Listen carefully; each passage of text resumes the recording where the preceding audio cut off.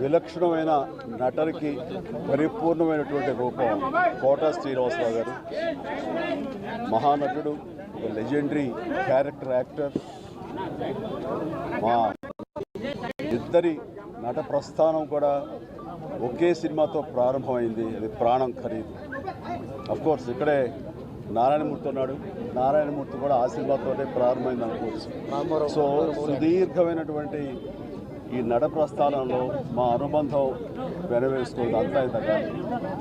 ఆయనతో నటిస్తున్నప్పుడు తెర మీద ఆయన నటనను చూసి అద్భుతం అనుకోవడం వేరు, వ్యక్తిగతంగా 1-to-1 కూర్చున్నప్పుడు ఆయన చేసే చమత్కారాలు కానీ చెప్పే జోకులు కానీ అవి ఆద్యంతం చాలా ఉత్సాహపడుతుంది. అంతే షూటింగ్ ఉందంటే కనుక ఇవాళ కోట శ్రీనివాసరావు గారు ఉన్నారు, ఇవాళ చాలా హుషారుగా బాగుంటుందని ఉత్సాహంతో వెళ్ళేవాళ్ళం. అలాగా ఆయనతోటి ఒక అనుబంధం పెనవేసుకు వెళ్ళింది. ఇక ఆయన చేయలేని క్యారెక్టర్లు, చేయని క్యారెక్టర్లు, మాట్లాడని యాస, మాండలికాలు లేవనే చెప్పాలి. అంతగా పరిపూర్ణమైనటువంటి నటన.